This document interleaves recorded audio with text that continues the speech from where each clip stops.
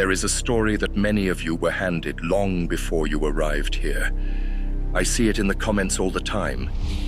It tells you that the Sith are chaos and destruction dressed in black, that their power requires cruelty, that passion always rots into madness. You see the mask and assume the man beneath it must be a monster. Perhaps you have been told a softer version of the same story about yourself. Too intense, too ambitious, too direct. Tone it down. Just fit in and be safe. What if that script is not the truth, but propaganda instead? What if the image of the mindless destroyer exists to keep the undecided from ever testing their own strength? I am not asking you to admire villains. I am asking you to separate method from caricature. Because there is a way to practice Sith philosophy that is not evil by nature. It is disciplined, lucid, and deeply useful. For over a year now, I have crafted these lessons, and I have seen it improve the focus, strength, relationships, work status, and overall health of those that have put this information into practice. The Jedi of the modern world have convinced you that this path is evil and you should not pursue it. But that is a lie. Let us start at first principles. As a whole, Sith philosophy is a study of power, personal growth, and self-mastery. It's not just about politics, theater, or costume. Power as the capacity to effect change within and without. There are many kinds of change in life. Some are generous, some are cruel. The instrument is neutral until a hand chooses its aim. The Sith claim is simple, and for that reason, easy to twist. You are allowed to acknowledge your desire. You are not required to amputate your ambition to be accepted.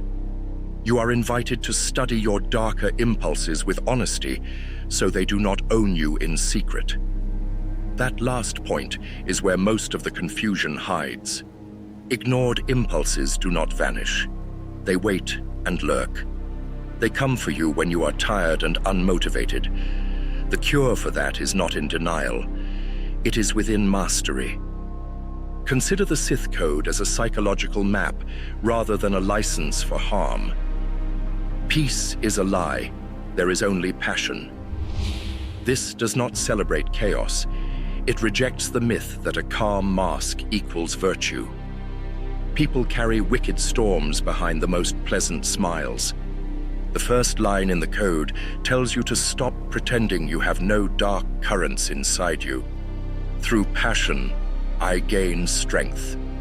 When you bring these hidden driving factors into light and train them, you have more energy to direct. Through strength, I gain power. Energy without structure is noise. Energy plus skill and discipline becomes force. Through power, I gain victory. Victory here means alignment between aim and result, not conquest of strangers for its own sake. Through victory, my chains are broken. That is the promise. The chains are the old stories that told you to fear your own fire and held you back from your true potential. This is not a new idea hiding in fiction. In other fields, it wears different names. The Stoics train response and silent suffering instead of worshipping comfort. Psychologists speak of shadow work, the practice of making acquaintance with everything you are, so you're not ambushed by the dark parts of yourself.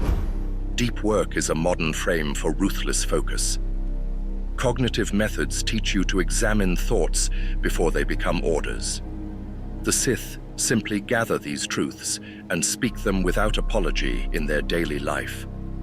Where the Jedi might soften and ask you to be less, the Sith ask you to see more and then choose with clarity to become more. There is always a fear that this path invites harm and pain to others, and it can. That is why honest accounting matters. Malice is not a requirement of power. Often, it is the opposite. Integrity understood as reliability, not performance, keeps your word sharp. The Sith who harm for sport do not reveal the core of the philosophy. They reveal their own lack of control. At this point, it is fair to ask what keeps a practitioner from sliding into the pit. There are guardrails.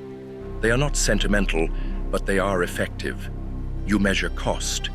Every action has one. If the price is too high for what you gain, do not pay it. If the cost falls on people you refuse to harm, find another route. A clear ledger prevents the romantic self from calling destruction a lesson. Keep a mirror that you trust. One person who cares for your outcome, not your excuses. You show them your plan and your results. You tolerate uncomfortable feedback. You do not hand them the steering wheel, but you allow them to point out the potholes and cracks. This is not submission. It is maintenance. Now let us address the claim that Sith are evil by nature. Evil is a word people use when they are out of arguments. It flattens complexity. It makes a person into a symbol that can be dismissed. There are Sith who pursued domination and destruction because they loved the feeling. Their stories end as you expect, not because fate punishes the ambitious, but because reality punishes the careless. A narrow appetite cannot hold a large world for long. The alternative is quieter. A practitioner who uses passion to focus, intellect to plan, and restraint to conserve. The misconception that Sith equals evil is useful to those who do not want competition. It convinces the capable to remain small. It tells the ambitious to tear themselves down in public to be deemed safe. And it breeds a class of exhausted people who do not trust their own energy. So, what should you do with this? I will not tell you to burn anything down other than your own limitations. I will ask you to test the method. Choose one aspect of your life that is important. Define an aim or goal in one sentence. Identify the feelings that make you hesitate. Invite them near and study them. Plan a first move that takes 20 minutes or less. Execute it without asking your mood for permission. Record the result somewhere you can see it tomorrow. Now, repeat. The proof will not arrive as thunder. It will arrive as steadiness. If you ever feel that old mindset tug at your sleeve and tell you that pursuing your own self-mastery is evil, remember what the word was designed to do. It was designed to make you feel dangerous to yourself, so you would return to the pig pen, quiet, grateful, and comfortable. If this holocron resonates with you, please like and subscribe so I can bring you more powerful Sith lessons.